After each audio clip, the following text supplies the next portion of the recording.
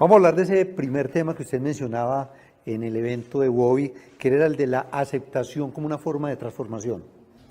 Sí, esto es una cosa muy, muy importante. A mí me llevó varios años comprenderlo con cierta profundidad.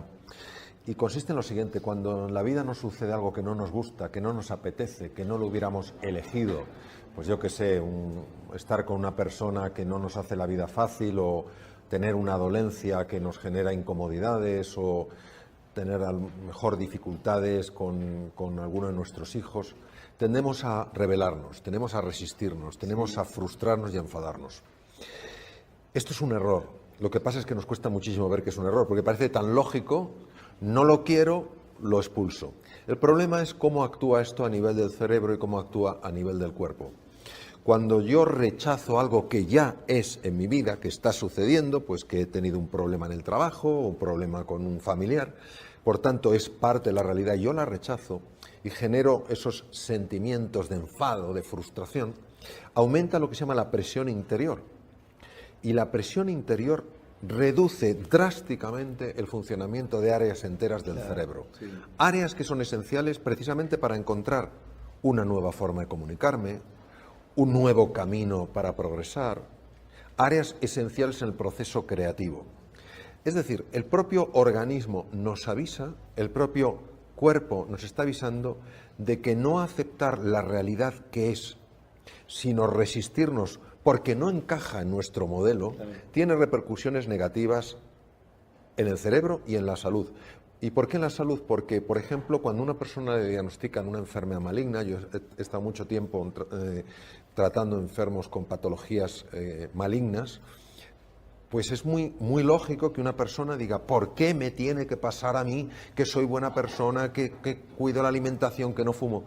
Y aunque esto tiene todo el sentido desde el punto de vista de la mente, es muy poco conveniente desde el punto de vista de la lucha contra la enfermedad. ¿Por qué? Porque esta resistencia a lo que hay, esta frustración, este enfado, a veces con la propia vida, se asocia con una liberación en la sangre de una hormona llamada cortisol.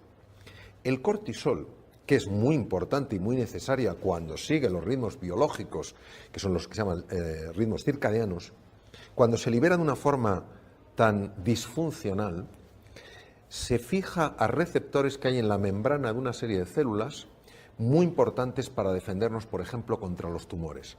Entre estas células están los llamados linfocitos CD4, los CD8 y los asesinos naturales o NK. ¿Qué quiere decir? Que si una persona que le han diagnosticado una enfermedad maligna cae en ese bucle de negatividad, porque a mí no lo quiero, en lugar de decir, tengo que asumir lo que hay y a partir de ahora, ¿qué es lo que puedo hacer? Si no hace eso, las posibilidades de su organismo de hacer frente a la enfermedad bajan. Entonces, por eso tenemos que tener en cuenta que no solamente hay cosas que funcionan y que son razonables, hay cosas que funcionan cuando no nos dejamos llevar por modelos mentales que nos dicen: esto no me gusta, me resisto a ello. A veces el abrazarlo es lo que te ayuda, porque lo que se resiste, persiste. O sea que ese tema nos encaja perfectamente con el de los 5 venenos que usted menciona.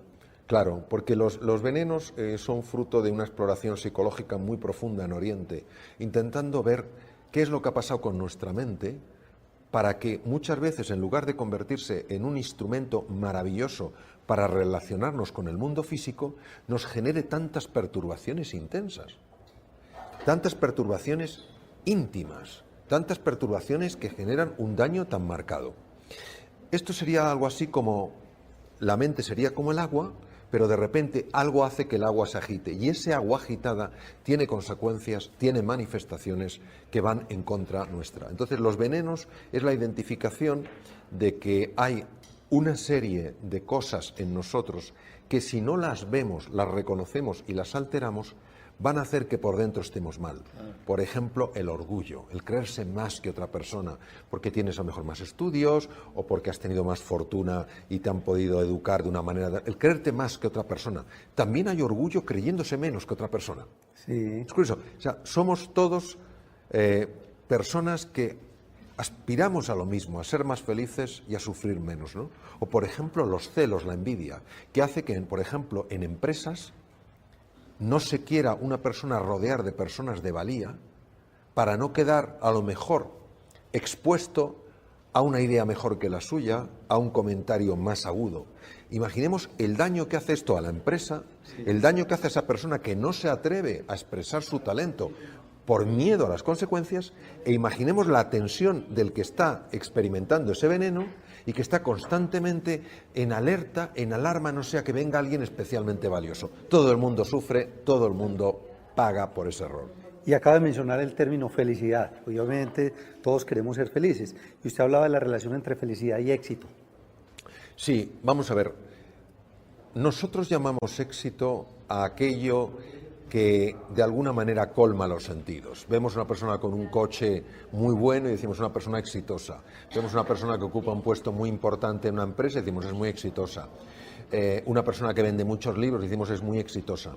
La felicidad es un concepto mucho más íntimo, es una alegría intensa, es una alegría no tan afectada por el exterior. Es decir, vendas muchos o vendas pocos libros, sientes una alegría, sientes una confianza y sientes un agradecimiento a la vida.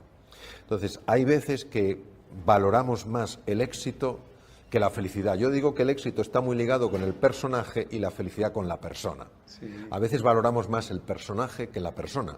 Yo no digo que el personaje no sea importante, lo que creo es que la persona lo es aún más. Claro. Y el tema de la actitud positiva, cuando yo me enfoco más en mis fortalezas, en lo que tengo, y no en las torpezas o en las debilidades. Sí, esto se basa sobre todo en cómo funciona lo que se llama la atención selectiva. La atención del ser humano es selectiva, es decir, si yo busco el color blanco y hay el color verde, no lo veré porque estoy enfocado en el blanco. Entonces, donde yo pongo mi atención se hace más real para mí. Entonces, si yo estoy poniendo mi atención en mis defectos, en las cosas que me faltan, en lo que no he logrado, eso mentalmente aumenta y me da la sensación de que soy mucho más defectuoso, de que he logrado muchas menos cosas. De ahí la importancia de enfocar la atención a lo que quieres, no a evitar lo que temes. Sí. Esto se ve mucho en el deporte de alta competición. Imaginemos un gran tenista. Un gran tenista juega a ganar, no juega a no perder. Sí. Un gran esquiador que baja a 140 kilómetros por hora no baja pensando en cómo no caerse, baja pensando y enfocándose en cómo llegar el primero a la meta. Claro. Hablemos acá muy brevemente sobre el tema de la innovación, porque ese programa pues lo ven cantidad de emprendedores en Iberoamérica y obviamente siempre se habla de la innovación, de la creatividad y hace parte de lo que usted explicaba hoy. Vamos, hay que diferenciar creatividad e innovación. Sí. Creatividad es un proceso mental, es un proceso que tiene lugar en el interior del ser humano cuando emerge una nueva forma de ver las cosas y una nueva forma de hacer las cosas. Innovación es cuando eso empezamos a trasladarlo al mundo físico y empieza a tomar textura, empezamos a probar en el mundo físico nuevos procesos, nuevos proyectos.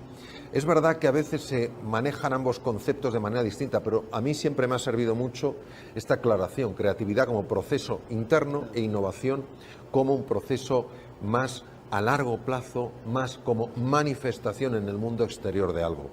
Por ejemplo, hay personas que son muy creativas y seguro que en Colombia y en toda América Latina hay un montón de personas muy creativas. También las hay en mi país, España.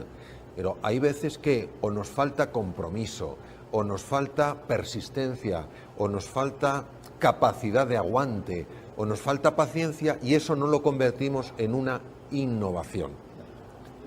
Bueno, el tema de mindfulness, que también fue parte de la conferencia en WOW Medellín.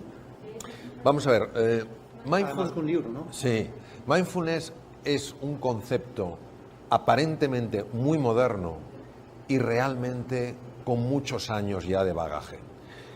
Mindfulness es un abordaje para calmar la mente que está agitada.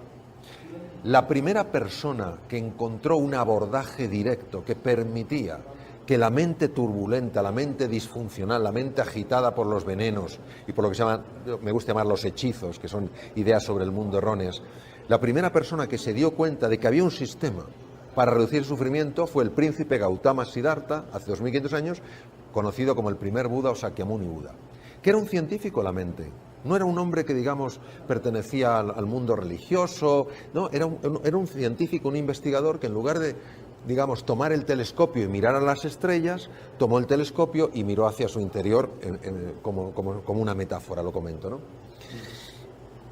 Claro, uno de mis maestros, el profesor Herbert Benson, fue el primer científico a nivel de Occidente que empezó a interesarse por cómo este ejercicio de calmar la mente podía afectar a enfermos con cardiopatías, con alteraciones cardíacas. Él estaba muy preocupado con la hipertensión arterial, los problemas que puede dar de hemorragias cerebrales, infartos, y por una serie de razones intuyó que en el Oriente habían descubierto una forma de acceder a núcleos profundos del cerebro humano que teóricamente la medicina dice que son inaccesibles.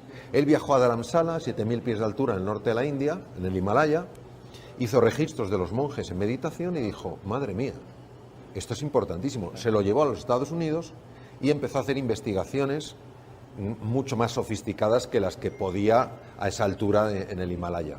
El resultado fue la primera exposición a nivel científico en el mundo, que lo llamó la respuesta a relajación, de cómo cuando tú eras capaz de relajarte, tu cuerpo se beneficiaba, y empezó a enseñárselo a todos sus enfermos. Él estaba de cardiólogo en un hospital en Boston y yo estaba de cirujano en el hospital enfrente. Entonces me fui interesando por sus temas, luego me formé con él y otras personas empezaron también a interesarse por ese campo, como por ejemplo John Kabat-Zinn, un hombre muy reconocido también, y empezaron a ver cómo se podía medir esto. Han sido más de 30 años de mediciones y ya es incuestionable. Sí. Es decir, verdaderamente la práctica de estos ejercicios de calmar la mente tiene un impacto muy positivo en el cerebro, reduciendo los niveles de miedo, aumentando los niveles de creatividad, ayudándote a mantenerte más sereno en medio de la dificultad, y tiene un efecto en el cuerpo, produciendo una activación de lo que se llama el sistema nervioso parasimpático, que es el que protege a las células del desgaste. Por eso ahora, apoyado por la ciencia y sobre todo por centros científicos de prestigio mundial, el mindfulness se está ofreciendo al mundo como no como la solución de todo, pero sí como un abordaje realmente útil para vivir con más alegría, con más entusiasmo, con más serenidad y con más confianza. ¿Cuál sería el mensaje final basado en todo esto que hablamos acá para esos emprendedores, gente del mundo empresarial y los negocios? Yo creo que tenemos que aprender a mirar a los...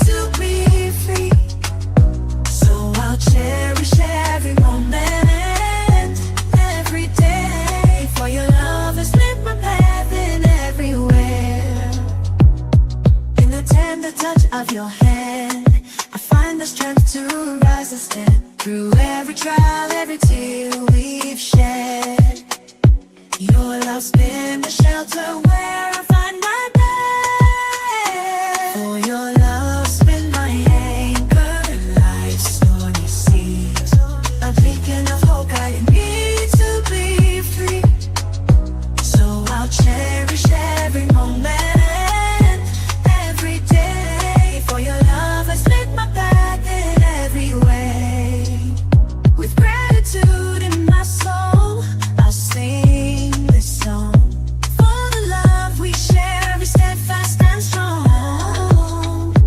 Profundo. Vivimos una sociedad tremendamente superficial, donde nos fiamos más de la apariencia que de la realidad, donde damos más valor a la alucinación que a lo que realmente está vivo. Entonces yo lo que les diría es que nunca pierdan esta curiosidad, nunca pierdan ese interés, que sepan que el camino del aprendizaje, y lo saben perfectamente, está lleno de caídas. Le ha pasado a los científicos más reconocidos en el mundo, que se acuerden de que una persona que ha triunfado fue originalmente un fracasado que jamás se dio por vencido. Que crean en sí mismos, que crean en su potencial, que salgan de su zona de confort, que sé que se siente miedo, yo lo he experimentado, pero que toda la magia está fuera de la zona de confort. Mario Alonso, como resultado del programa de televisión donde tenemos muchos empresarios, emprendedores, sacamos un libro justamente con historias de negocios de esos empresarios que sean altamente inspiradoras y se lo quiero obsequiar. Muchas gracias. Porque es importante que la gente, digamos, se inspire en otros, el modelado. ¿Considera usted que sea importante aprender de otras historias? Sí, para mí la transformación de un ser humano requiere tres cosas. Sí. Es como una banqueta, una silla con tres patas. Si te falta una pata te caes, tienes que tener las tres. La primera es la inspiración. La inspiración es que tú has de sentir que hay algo que si formara parte de tu vida la cambiaba por completo a mejor. Sí. Entonces, todas las historias de inspiración de personas que se han atrevido a soñar en grande, personas que...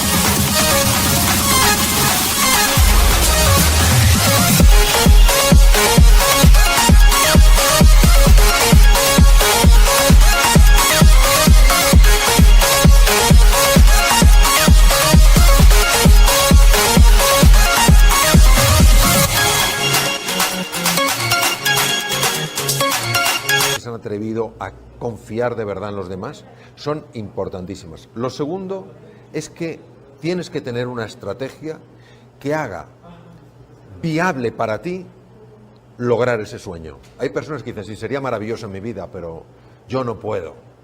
Si tú tienes una estrategia concreta que funciona, y dices, si haces esto, esto y esto, si lo vas a conseguir, es fundamental, porque eso es lo que te da la convicción. Y lo tercero que necesitas es entrenamiento. Es ir probando esa estrategia en distintos momentos para que tú verifiques por tu experiencia directa que eso funciona. Y entonces la transformación es como un círculo virtuoso que te va mejorando y te lleva a una atalaya, a un lugar que ni te imaginabas.